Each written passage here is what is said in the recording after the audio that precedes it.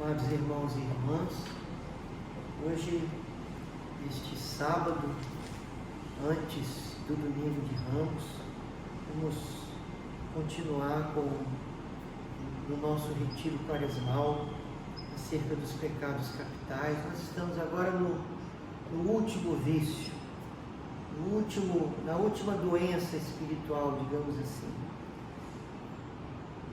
a soberba. São Gregório Magno trouxe para o Ocidente, primeiro João Cassiano, depois ele compilou de uma maneira mais coordenada aqueles 8 vícios estabelecidos, descritos pelos padres do deserto. Mas São Gregório Magno colocou não 8 vícios, mas 7, porque ele considerava a soberba a origem de todos os males, a fonte de todos os males. De fato, o orgulho, a soberba é uma raiz, é algo muito forte dentro de nós. A soberba foi o primeiro pecado do demônio, o primeiro pecado que ele cometeu, separando-se de Deus, rompendo com Deus, e por inveja ele levou aqui na terra o homem, levou o ser humano, o homem e a mulher, a pecarem também, a caírem também no mesmo pecado dele, a soberba. Meus irmãos, São Tomás de Aquino, ele coloca a soberba como uma busca desordenada pela excelência, uma busca desordenada pela realização, pela felicidade, pela alegria. E se nós voltarmos ao relato, ali de Adão e Eva no Gênesis, essa busca desordenada pela excelência significa, no fundo, a busca pela excelência sem Deus, sem a graça.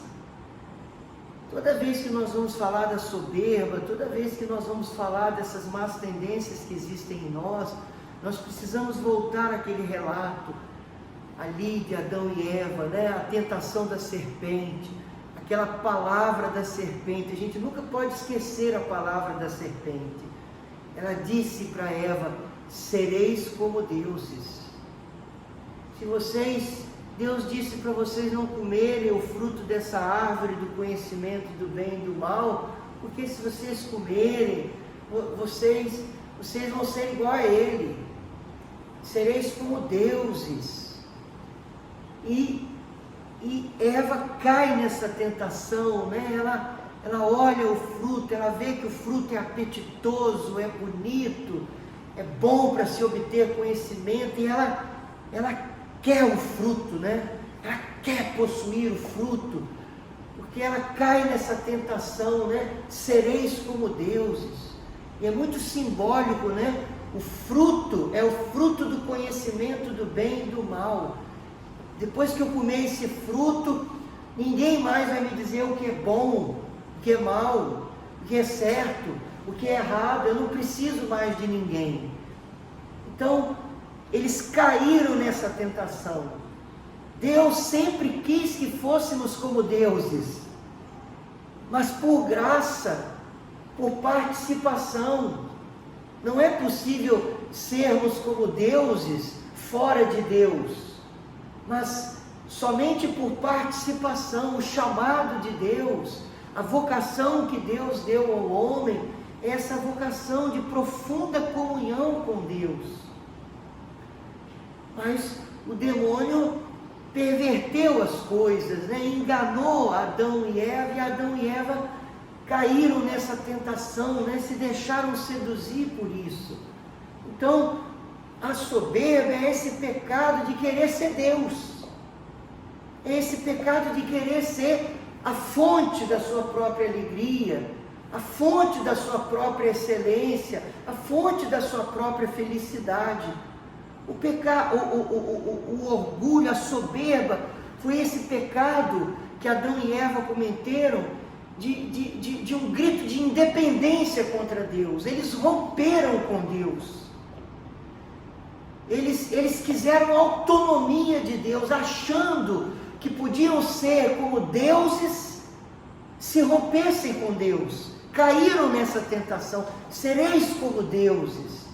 E isso deixou com certeza em nós uma raiz, uma forte raiz.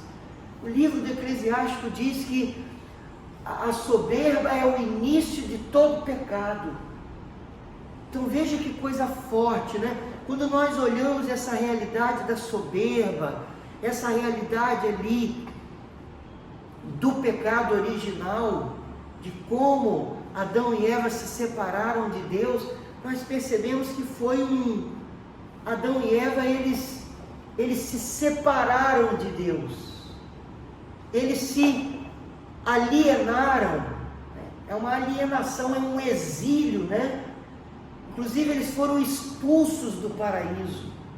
Isso é muito simbólico, tem um significado místico.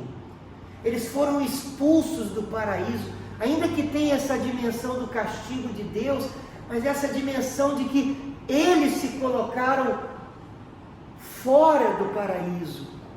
E o que é o paraíso? O paraíso é essa dependência de Deus, é essa vida em Deus, é esse alcançar a excelência, alcançar a felicidade, alcançar a plenitude de vida, mas por graça, porque Deus se dá ao homem. Deus vem viver a sua vida na vida do homem, é uma autocomunicação de Deus, mas os homens, Adão e Eva, se separaram, eles romperam, eles se alienaram, eles foram expulsos do paraíso, colocados fora do paraíso, mas na verdade, eles se colocaram fora, e aqui tem uma coisa muito importante de nós entendermos quando nós falamos da soberba, que a soberba, esse pecado que foi o primeiro pecado, e aqui trabalhando a soberba dentro dessa noção do pecado original, o homem se separa de Deus, mas ao se separar de Deus, ele se separa também da sua própria verdade, ele se separa da sua identidade de criatura, da sua identidade de dependente de Deus. Há uma separação de Deus e uma separação de si mesmo, de sua verdade, de sua realidade. A partir de então, é como se o homem estivesse condenado a viver uma vida desencontrado de si mesmo. É um desencontro. O homem está continuamente desencontrado de si. Desencontrado. Ele vive a sua vida desencontrado de si. Desintegrado, vamos dizer assim. O homem ele tem que se integrar à sua verdade, à sua realidade. É uma coisa muito forte, porque é uma separação de Deus, mas essa separação significa também uma separação de si, uma separação da própria verdade, da própria identidade de criatura. Isso pode parecer pouco, mas isso é muito forte. Esse pecado original deixou em nós essa raiz de separação, essa raiz de desencontro, essa raiz de inimizade com Deus, de querer, de achar que posso alcançar a excelência, posso ser feliz sem Deus. É uma ilusão. É uma ilusão. Essa palavra é muito importante, porque a soberba, ela traz consigo essa realidade do desencontro, da separação, da inimizade com Deus e da ilusão, porque tudo isso é uma ilusão. Eu não posso ser como Deus, sem Deus, fora de Deus. Eu não posso alcançar a verdadeira excelência, a felicidade, a alegria, sequer posso existir sem Deus. O que eu sou sem Deus? Eu sou nada. É a experiência do nada e do tudo. Deus é tudo, eu sou nada. A minha vida vem de Deus. Deus é a fonte de todas as criaturas criadas, de tudo que foi feito por Deus. É aquilo que a teologia fala da presença de imensidade de Deus em toda a criatura, em tudo que existe, em tudo que foi criado por Deus. Se Deus deixasse de estar presente na sua criatura, ela simplesmente deixaria de existir. Então aqui há uma ilusão, entende? Entende que a soberba é uma ilusão? Porque o homem, ao invés de estar na sua verdade, ele está desencontrado da sua verdade. Ele está separado de Deus e separado de si, separado da verdade. É uma separação.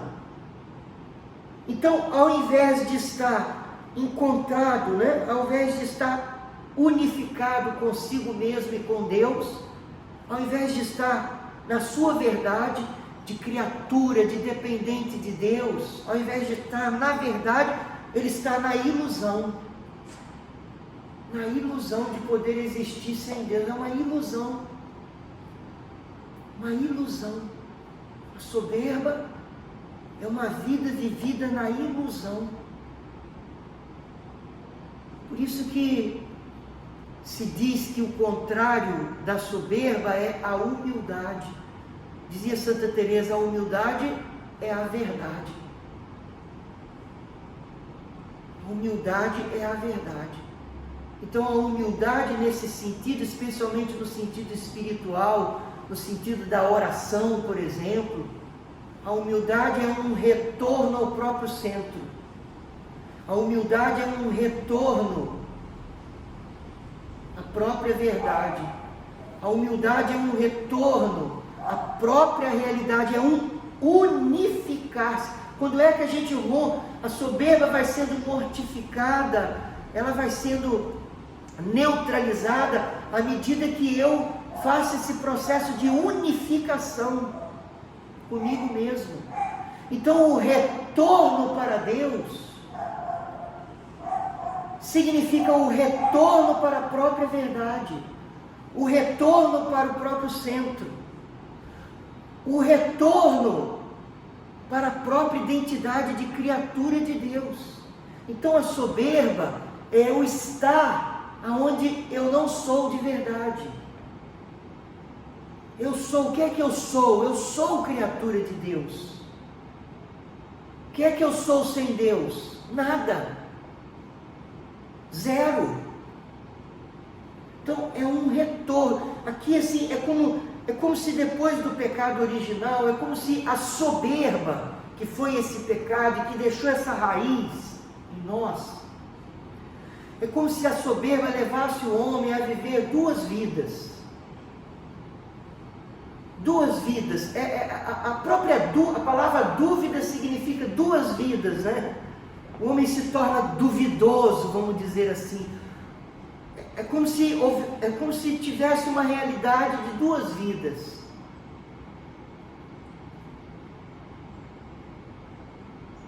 Mas uma é ilusória.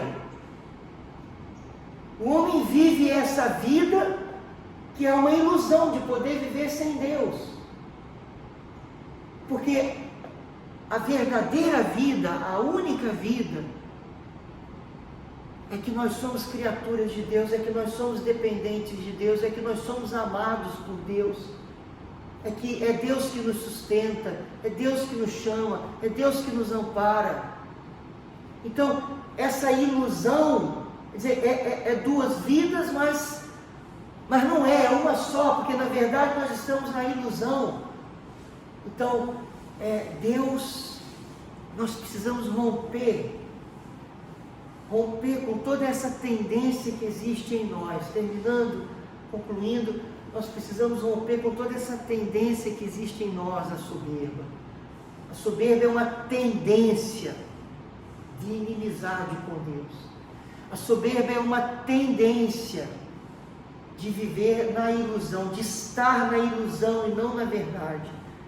A soberba é essa tendência de permanecer desencontrado de Deus e daí desencontrado de si mesmo, da própria verdade, da própria identidade de criatura, e depois de Jesus Cristo no batismo, da própria identidade de filho de Deus. Essa tendência de separação, de inimizade, essa tendência, o pecado deixou, a soberba deixa em nós essa tendência de estarmos agora voltados para si e não para Deus. Eu tenho uma forte tendência de não estar mais voltado para Deus, submisso a Deus, mas eu tenho uma tendência a estar voltado para mim mesmo. É aquela filáusia negativa, aquele amor desordenado de si mesmo, é uma expressão da própria soberba, da própria separação. Então veja como que nós rompemos com o orgulho, como que nós mortificamos o orgulho. Nós vamos falar isso amanhã, a gente vai falar disso. Mas é preciso desde já romper com esse processo de ilusão, romper com esse processo de inimizade com Deus, romper com esse processo de desencontro, buscar a Deus, buscar a verdade, buscar estar na verdade, buscar estar em Deus, ser de Deus, viver para Deus. Essa forte tendência que existe em nós de individualismo, de queremos ser a fonte da nossa excelência. Deus nos abençoe, porque a soberba é o que de fato nos afasta de Deus. A soberba é pecado mortal, né? A soberba é pecado mortal. A soberba sempre é pecado mortal. E são muitos os filhos e filhas da soberba. Todos os pecados, por assim dizer, são filhos ou filhas da soberba. Então, meus irmãos, peçamos a Deus, o nosso combate, o nosso contínuo combate, o nosso eterno combate, até o fim da nossa vida, vai ser contra a soberba. O homem é como se fosse um exílio mesmo, né? O homem está continuamente condenado a este exílio, né? Sem um esforço e sobretudo sem a graça de Deus, ele fica nesse exílio, ele fica nessa ilusão, ele fica nesse exílio de si mesmo. Olha que coisa terrível, é um exílio de si mesmo, é um exílio da própria verdade, é um exílio da própria identidade. Você não consegue estar encontrado, unido ao que você é de verdade. É um exílio. Sem a graça de Deus e sem o esforço também do homem, mas sobretudo sem a graça, o homem ele vive continuamente nesse exílio. Mas é o esforço, é a fé, é a conversão, é a luta, é a sese, é a mortificação, é a oração, é a palavra de Deus, é a Eucaristia, que traz o homem de volta ao seu centro, que vai fazendo com que o homem não queira mais viver nesse exílio, e faça essa jornada, faça esse caminho de volta a Deus, de volta ao próprio centro, de volta a si mesmo, de volta à sua própria verdade, à sua própria identidade, de ser quem ele é, de viver a sua vida onde ele é, na sua verdade, unificado no que ele é. Então, é algo terrível, essa volta. Então, essa volta é o próprio processo de conversão e do caminho da vida espiritual da pessoa. Deus nos abençoe então, amém? Amém, até amanhã se Deus quiser.